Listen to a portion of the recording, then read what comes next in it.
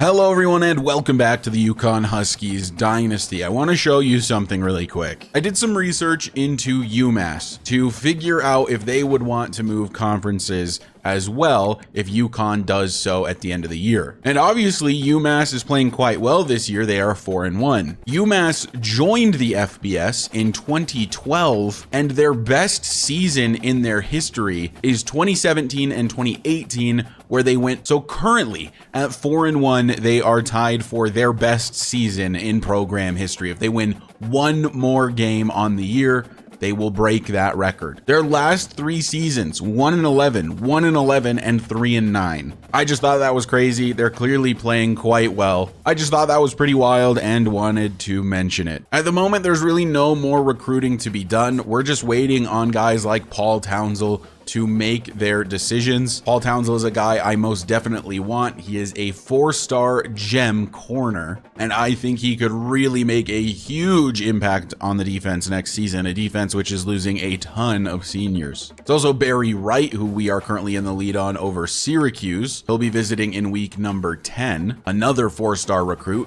And these are really the top two guys that we are pursuing, along with Percy Moma, who is a 4-star recruit as well, and is about to select his top 5, and it's looking like we are definitely going to be a part of that. Still have yet to have anyone else commit, though, other than our boy Johnny McNulty. We are close on a few guys, though, like Kevin O'Dowd is nearly committed, a 1-star right outside linebacker. Joey Terrell is really only considering UConn at this point, although maybe Penn State kind of goes crazy after him. And we are currently beating out Penn State for Percy Moma. Welcome back to the UConn Huskies Dynasty, everybody. It's time to face off against another team called the Owls in the Temple Owls.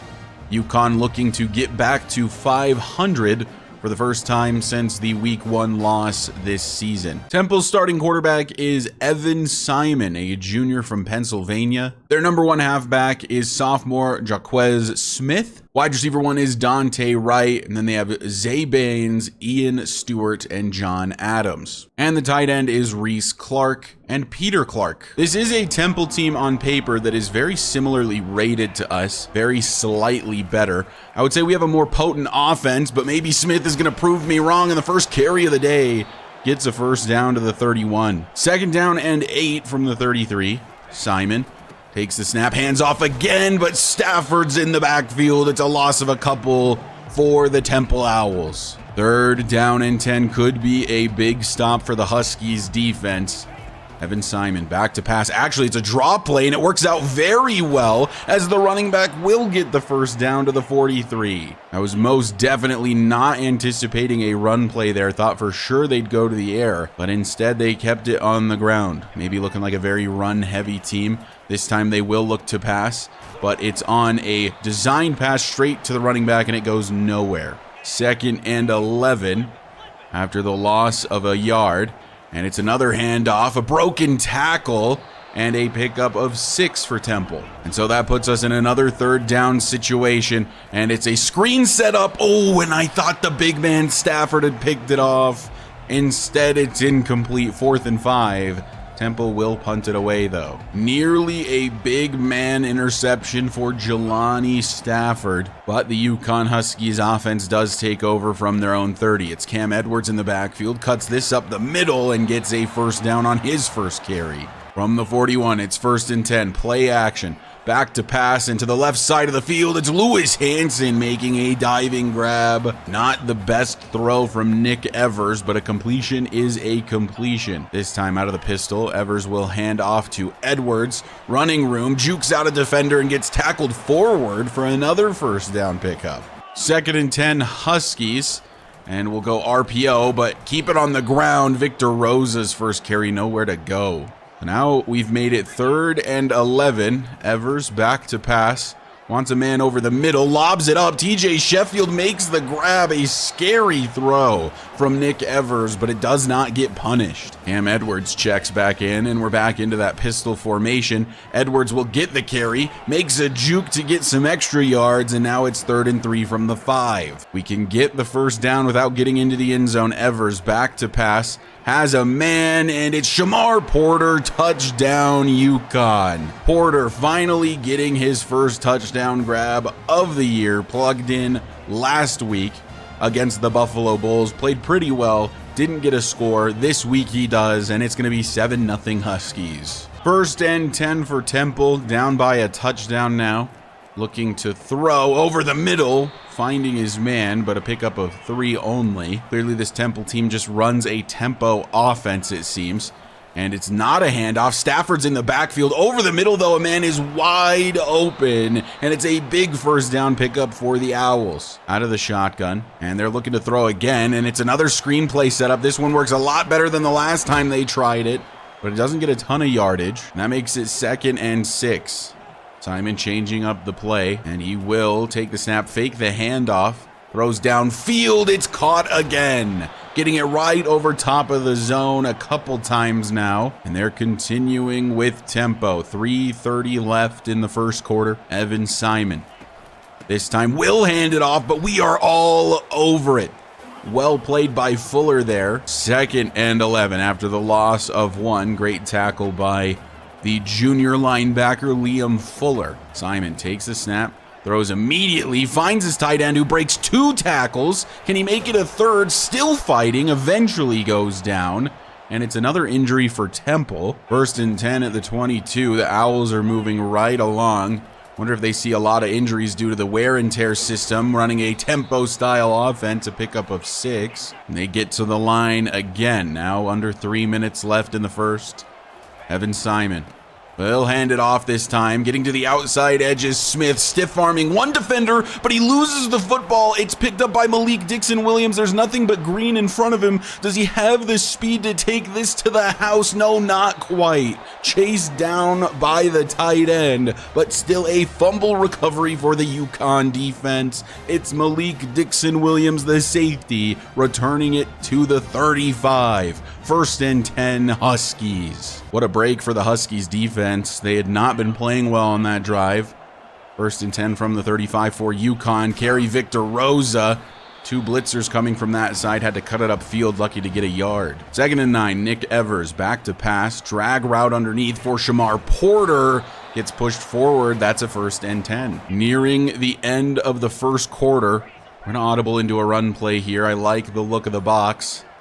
We'll take the snap, hand off Cam Edwards, some running room, a juke made, and goes down at the 14, 2nd and 1. Cam Edwards seems to be on his game today, getting big carry after big carry.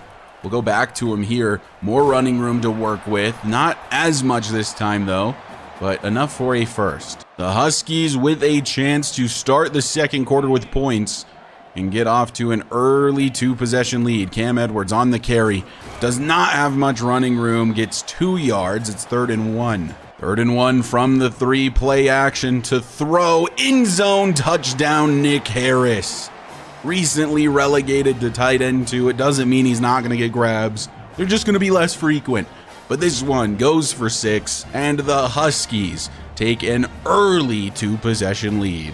So far, the Temple Owls offense has looked decent. Their first drive just fizzled out at the very end, and the second one was a fumble. Oh my goodness, big hit on Jaquez Smith.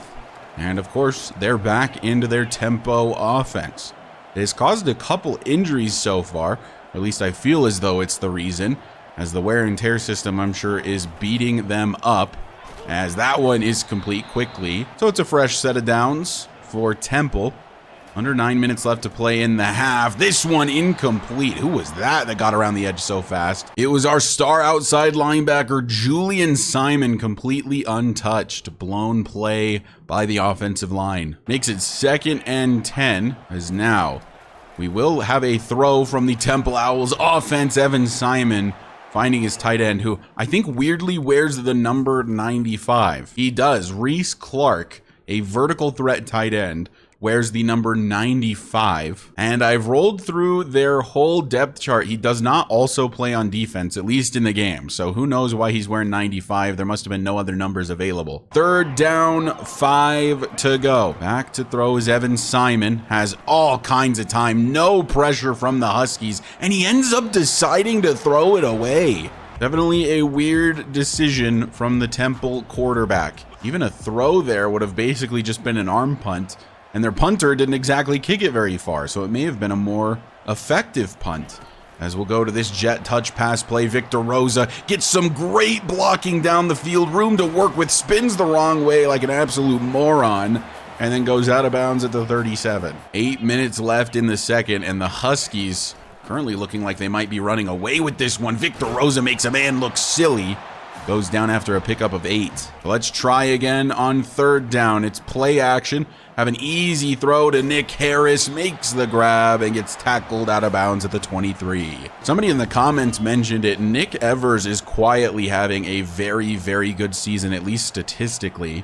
I'll show you guys his numbers after this game. 2nd and 10 from the 23. It'll be Evers looking to pass again. Goes over the middle. Finds Josiah Gathings. Gets pushed forward by the Temple defender. Thank you very much. I will take the touchdown. And we are putting him to sleep. Touchdown UConn. It's going to be 21-0. I want to show off something in this play that is kind of funny. When Gathings makes this catch, he's about to get tackled by the safety helping over the top, but this Temple defender, number 20, pushes him out of the way, and Gathings marches his way into the end zone. I mean, that is hilarious. It's looking like this episode might have potential to be another double header if Temple can't get it together. What a run by Jaquez Smith.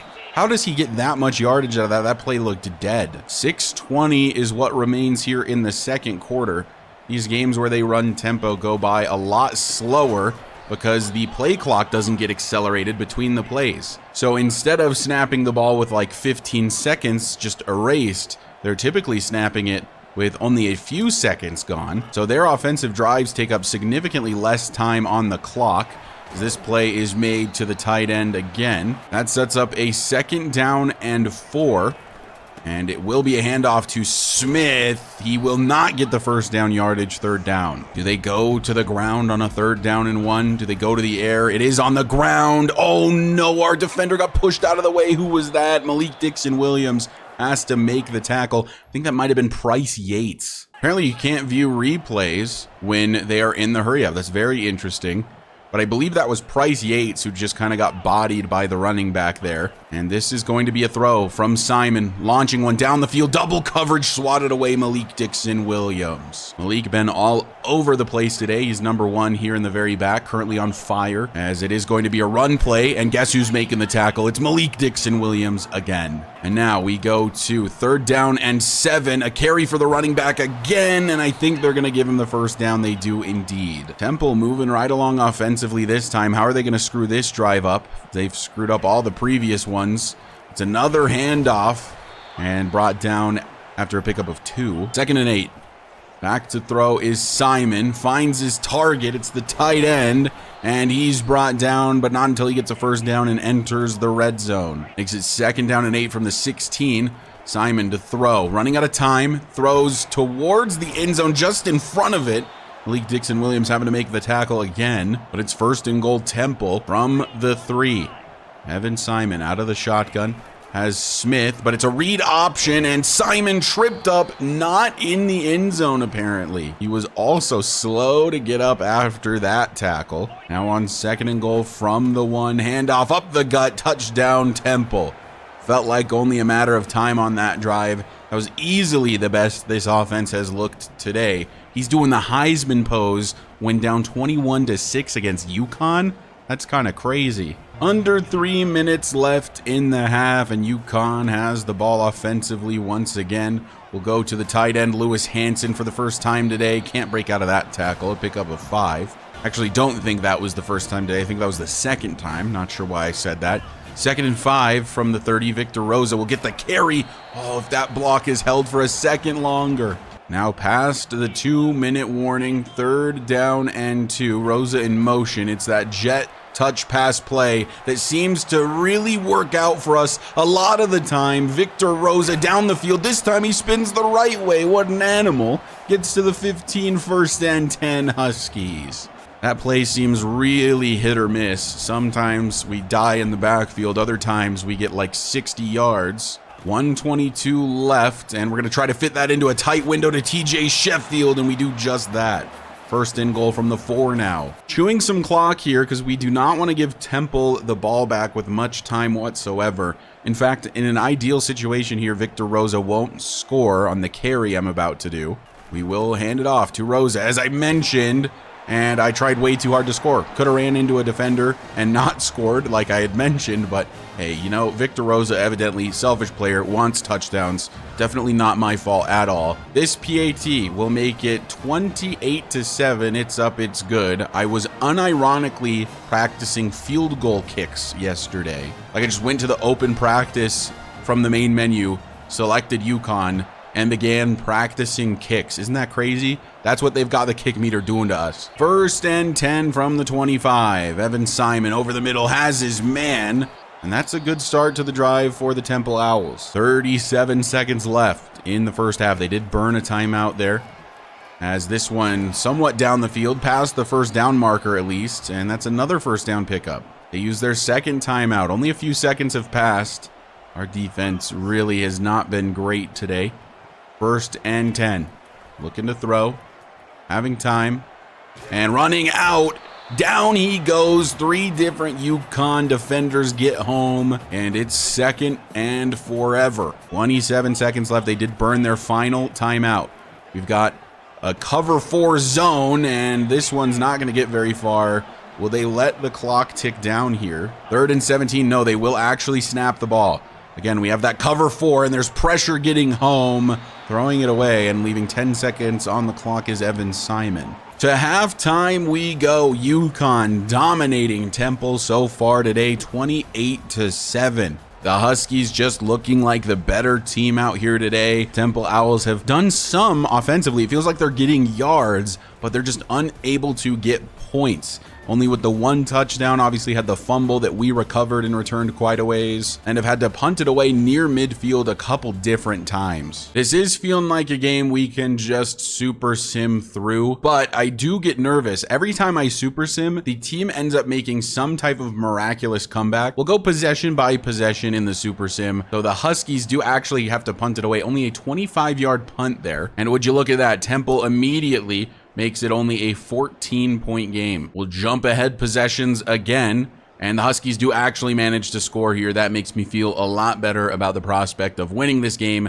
despite the Super Sim seeming to hate me in this game. A blowout win for UConn. 42-14 ends up being the final. They only ended up giving up the 1 touchdown in the Super Sim, and then were stalwart the rest of the way. Nick Evers with 278 yards passing with 5 touchdowns. The guy is genuinely having an incredible season. That comment was not joking. Here's the stats on the season after that game. Nick Evers, 1,700 yards, 22 touchdowns to 5 interceptions. These are exceptional numbers from our QB1. And I'm kind of thrilled that he's a sophomore. He also has the star development rate, which means that he develops even faster than those with an impact rate, meaning that he should get very good for his junior and then his senior season, assuming he decides to stick around. Obviously, the guy has a habit of transferring. He's done so twice in his collegiate career so far, but it looks like he may have found a long-term home in UConn. And at the moment, his deal breaker is playing time, and obviously he's getting all of the playing time he wants. Another guy that a comment pointed out was Cole Welliver, who is a guy I redshirted this season, but he does have the impact development rate. He will be a redshirt freshman next year, meaning that he will have to sit behind Nick Evers for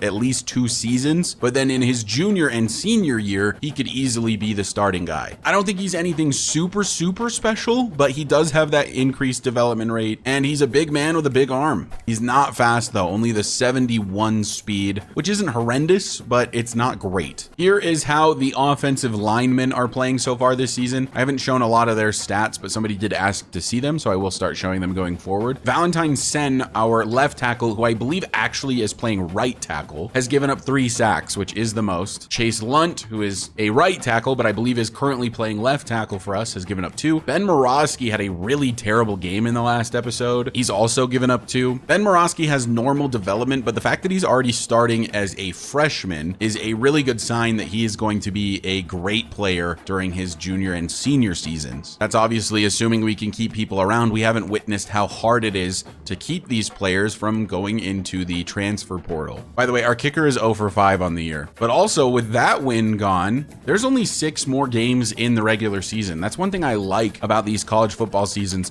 They're so much shorter. Games feel way more impactful individually. We have a bye week in the next week, and then we play Wake Forest, Rice, Georgia State, UAB, another bye week, and then really the only 2 rivalries that UConn has against Syracuse and then UMass. I am absolutely devastated to see this. Paul Townsend commits to Syracuse. We missed out by a sliver. That is such a devastating loss to this recruiting class. We also lose out on Bobby Ware, who has officially committed to Northwestern. I was pushing as hard as I possibly could for Paul Townsend. I was doing a hard sell. I was even DMing him during the hard sell. I maximized the amount of points. He just didn't want us. He decided to go to Syracuse, and that is super disappointing. Well, we can officially remove him from the board, as well as Bobby Ware. On the bright side, that does leave us with 150 recruiting hours to now go after other players, maybe like a John Bonesy, because we do need offensive linemen. Maybe to try to get John Abram to commit. Maybe we go after a D tackle like Corin Daly. I have found another gem in a 3-star corner, Jamie Santos. We're not actually in his top list at all, but there's a chance that we can sneak in there because he hasn't even decided on his top 8 yet. We will offer him a scholarship and we will send to the house immediately. For whatever reason, I'm not allowed to schedule a visit with Sterling Walters. I don't know why. It says visits will become available once the recruit has narrowed down his top 5 schools. Well, he has, and he's scheduled visits with Syracuse, Boston College, and Army. But for some reason, I can't schedule one. And it's sort of looking like Syracuse is going to steal him from me as well. Hopefully we get Barry Wright and Syracuse does not steal him from us. Hopefully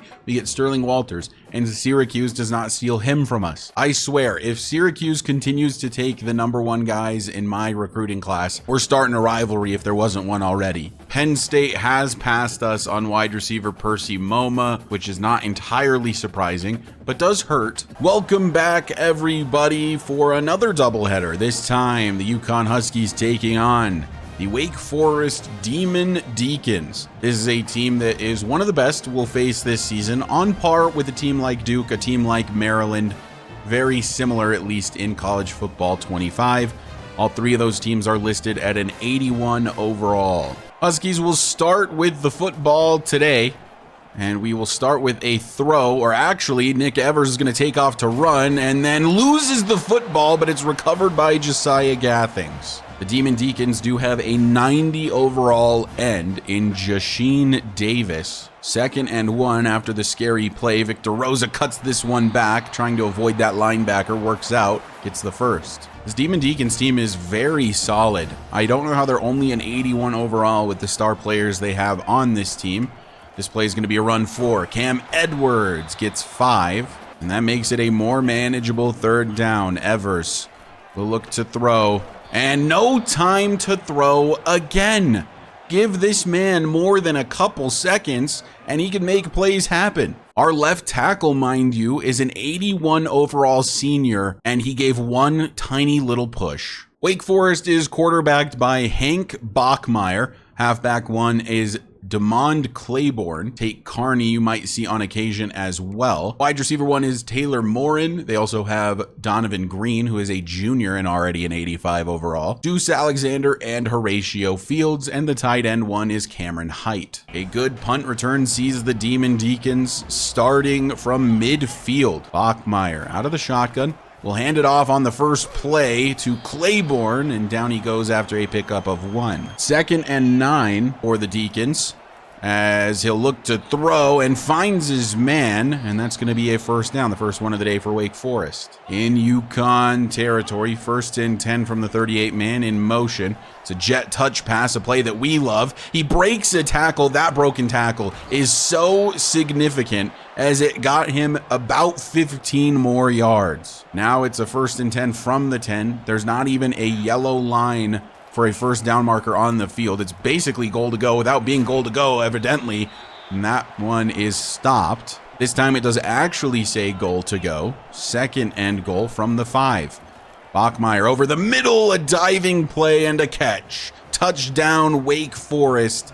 And they will start the game off with points. It'll be 7-0 after the PAT, and the Huskies find themselves down against a pretty tough opponent. Will Nick Evers get any time to throw on this drive? Let's find out. Play action.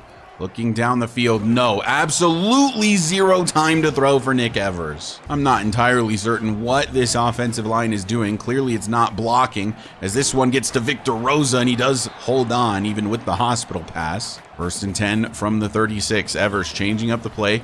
A blitz on its way. Over the middle, we find TJ Sheffield, and that's a great play from Nick Evers. 2nd and 6 from the 37.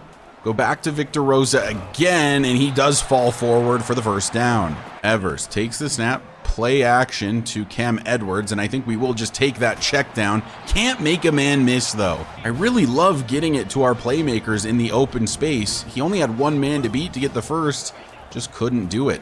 We're going to do the same thing here with Victor Rosa. Can't make anybody miss either, and it's 3rd and inches. A loaded box for Wake Forest, but we are going to try to run it up the gut, and Cam Edwards going to get it done.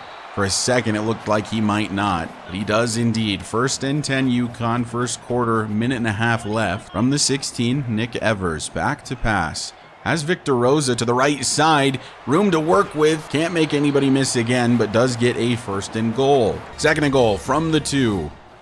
And we'll go handoff. Victor Rosa. Can he get the speed to get in? He does. Touchdown, Huskies. And they'll match Wake Forest on their 2nd attempt. With the PAT made, the Huskies will tie this game up, and we may actually have a close one on our hands today. 1st and 10 for Wake Forest, taking back over from their own 21.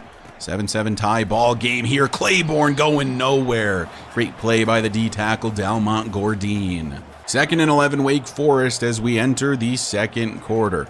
Bachmeier will look to throw. Gets it off. A broken tackle by the backup running back, and he gets 6 yards. Can the Huskies get a big stop? Bachmeier to throw.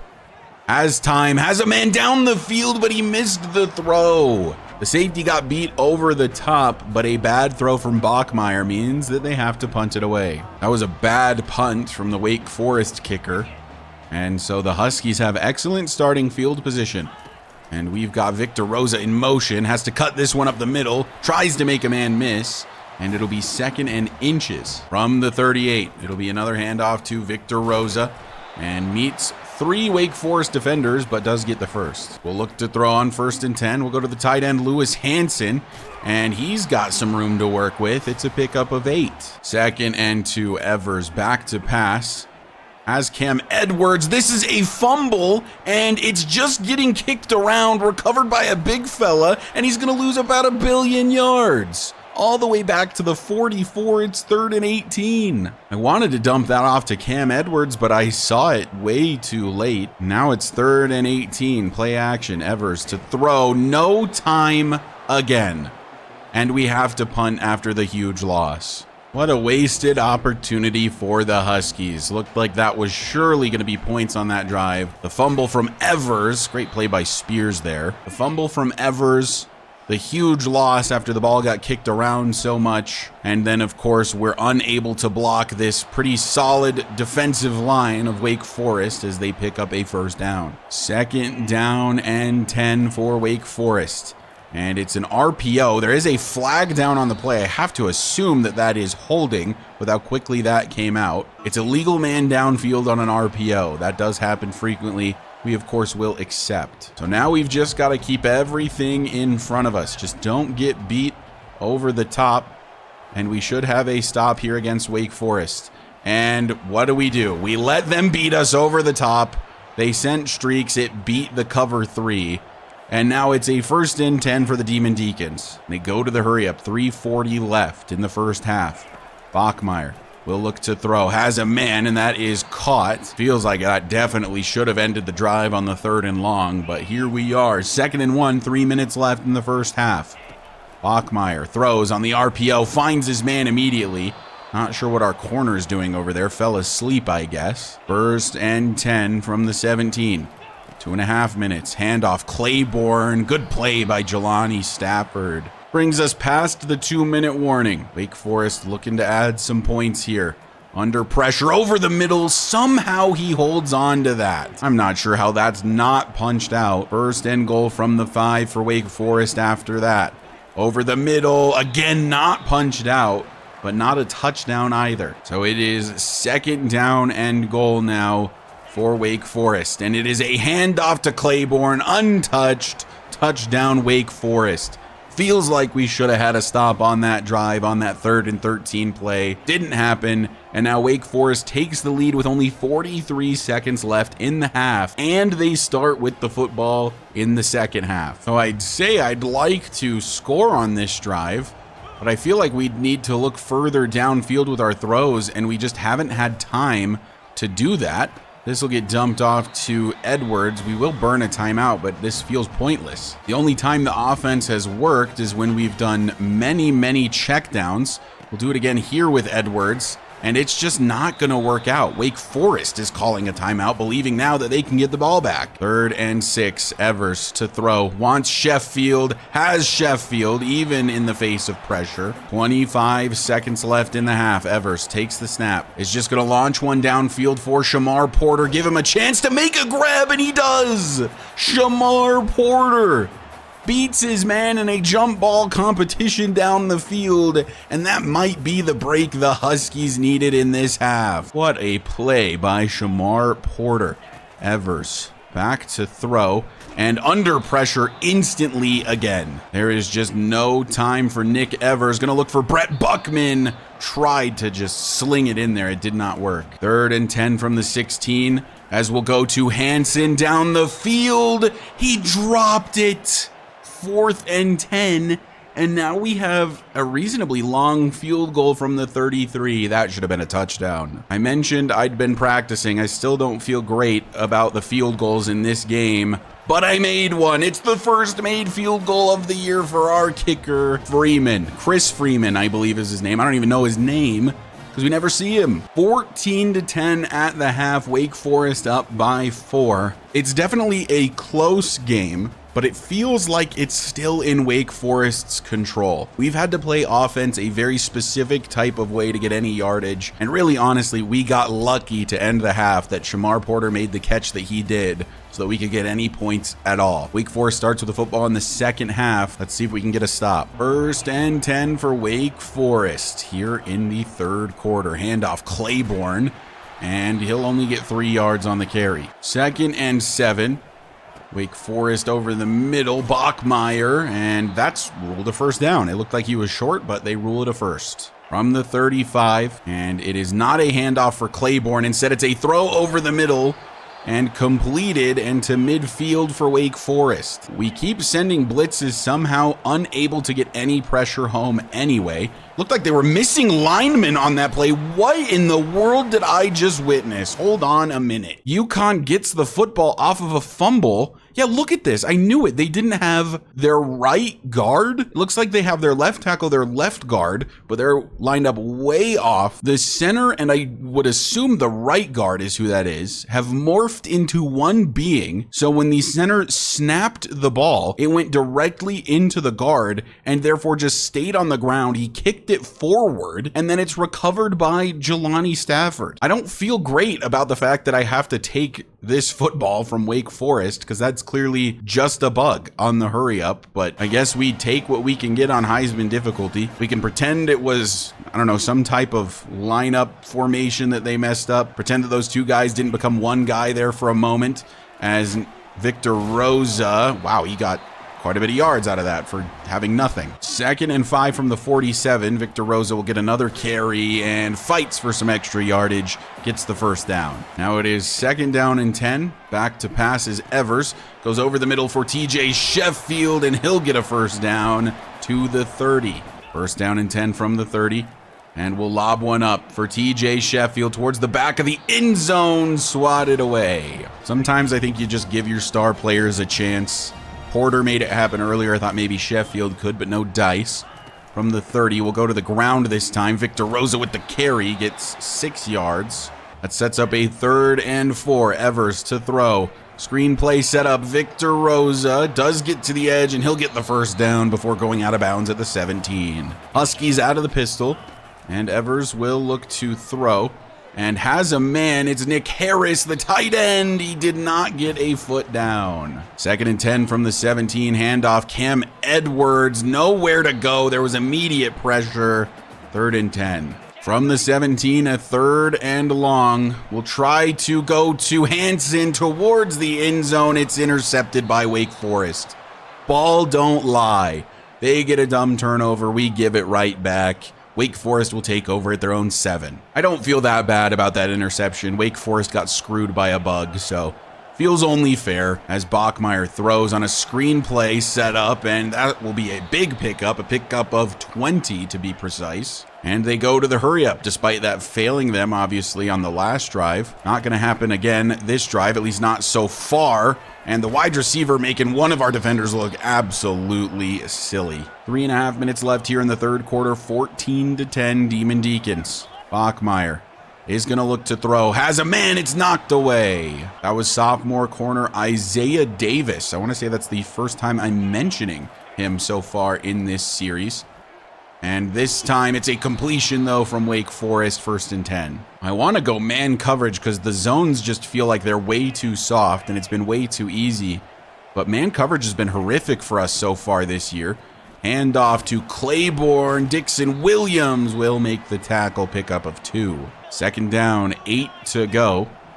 Bachmeier out of the shotgun, throws on an RPO. How is that caught? Malcolm Bell was all over this. He was even watching the quarterback, but for some reason doesn't step up to intercept this. This should be picked. How is this completed? 1st and 10, Wake Forest. We're going to need another dumb mistake from them to prevent them from scoring on this drive. They have the stickiest hands known to man, and their quarterback evidently does not miss a throw. Bachmeier out of the shotgun, Claiborne to his right. Man in motion, maybe a jet touch pass, and it is. Broken tackle, 2 broken tackles, and a lot of extra running room because of it. Malik Dixon Williams has to bring him down. So now it's 1st and 10 from the 16. Even when it feels like we should have a stop, we can't get one. Bachmeier to throw again. And this time, just step up and pick it. Clearly, Malcolm Bell is playing scared. Again, he is watching the quarterback the whole way. The whole way still. As soon as he's seeing this arm action, why isn't he jumping the route? And that's still completed. We have officially entered the 4th quarter, and it feels like the Demon Deacons are probably going to get a touchdown on this drive. Handoff, Claiborne, Jelani Stafford. Not wanting that to happen, a pickup of a yard. 3rd and 2. I have a sneaking suspicion they're going to the air. They are over the middle. That should be intercepted, but I will take it being knocked away. They're going for this, though, on 4th and 2. The turnover on downs would be huge for us.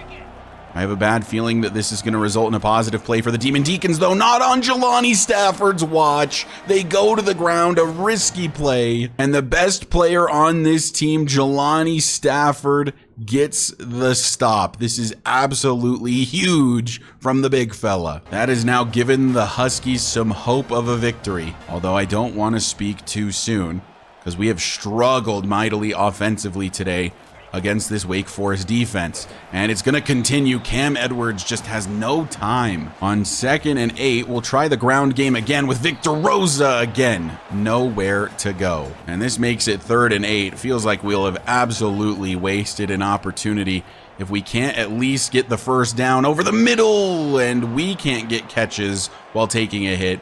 But Wake Forest always does. We have no choice but to punt this away. Well, most definitely a wasted opportunity. We just can't do anything offensively with how bad this offensive line has been today. Run game doesn't work. Pass game doesn't work, but it works for them every time, even in the best coverage possible. Heisman difficulty definitely knows how to pick on you. First down and 10.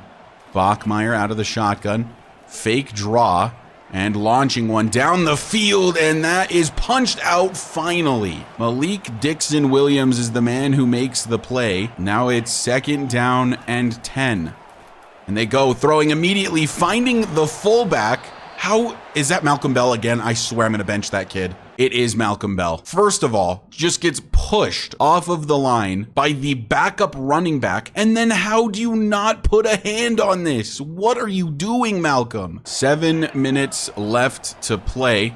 Wake Forest driving down the field. That one's caught, and it's into the end zone for the Demon Deacons. Wake Forest will extend their lead to 2 possessions, and it sort of feels like the Huskies are down and out. This is a must-score type of drive for Nick Evers and the UConn Huskies, as we're actually going to take off to run here. I didn't like any of the options. There's a flag down. I think that's going to be on Wake Forest. Unnecessary roughness. The only thing that's really working is just the quick passing game. Just have to get the ball out instantly like we do here to TJ Sheffield, who breaks a tackle and then goes down at the 37. First and 10. Evers to throw, and no time. I mean, we're running 2 drag routes, and you're telling me we don't have time to throw the ball. Now we find ourselves on 2nd and 17. Who knows if we'll have time to throw. Get this to Shamar Porter, and yeah, just make it an easier 3rd and 11. 3rd and 11. Evers will look to throw. Has a man. It's TJ Sheffield, and he holds on through the hit. 4 minutes left. The Huskies are driving. Evers is out of the shotgun and is back to pass again. Stepping up in the pocket.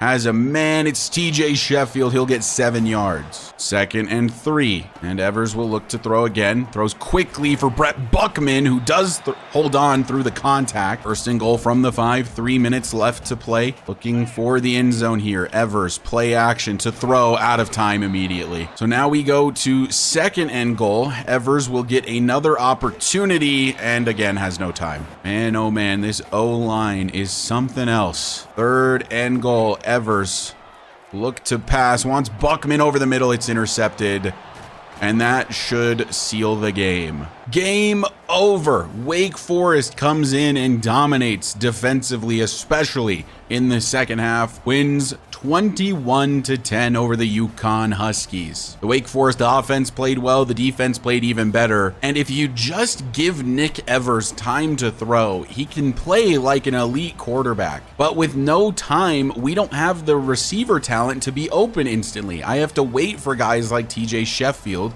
to outrun other players. And the checkdowns weren't working. They were really taking those away. We couldn't run the ball. It was just a tough day against a tough football team. Huskies go down to 3 and 4, unable to get over 500. How many times was Nick Evers sacked today? Total of 3 sacks for Wake Forest. It was actually Wayman with a sack and a half. And he is a good player. He's a 79-80 overall senior defensive end. Solid player. And he was arguably more of a problem than Jasheen Davis, who is, I think, the best player on Wake Forest. So here are the blocking stats. Valentin Sen, who is playing at right tackle, had 3 pancakes, did allow the 1 sack, but also was the guy that had to go up against the 90 overall right end in Davis, or left end rather. I wish you could see pressures as a stat because man, oh man, the pressures against us were absolutely absurd. Maybe it is here, I'll go check. It's not. We are getting killed in recruiting. Penn State is going to get Percy Moma. They've decided they want him. We have no chance. We're probably going to lose Jaleel Leo to Temple. We're not even close on John Bonesy. Barry Wright has committed to Syracuse. Sterling Walters has committed to Syracuse. Syracuse has stolen my top 3 players in this recruiting class. At this point, I don't know if we're getting anybody other than McNulty, who committed after I just sent him a scholarship. I'm not entirely certain what to do. We're not gonna get any of our top guys. I guess it looks like we're probably gonna get Joey Terrell. We lost out on the running back. We didn't really need him. We might not get this strong safety. We're probably not getting this right guard. We might get this left guard. At this point, we just need to almost completely reset. We even lost a 1-star corner that I think is absolutely miserable to UMass. How did Syracuse manage to steal 3 players right out from under us? They have to have a top class. Yep, 12th now. They've got 2 4-stars in Barry Wright and Paul Townsend, and Paul Townsend is a gem 4-star, so probably more like a true 5-star, and a bunch of 3-star commits. We have almost nothing. If I had to guess, we're probably currently dead last in terms of overall. We are. We have 1-star recruit. I don't know what I'm doing wrong, guys. I feel like we're getting absolutely screwed in the recruiting portal. Time to go after a bunch of 2-stars and 1-stars if there are any left. Well, there's definitely a lot for head coach Matt Glenn to think about. But anyway, I'd like to thank you guys so much for watching. I really appreciate the continued support. It seems like the Huskies are going to be absolutely terrible this year and next year. So I hope you're in it for the long haul. We are eventually going to turn this team around, though. If you find yourself coming back on the regular and you aren't already subscribed, go ahead and hit that sub button for me. It does help me out a lot, and I will see you in the next episode.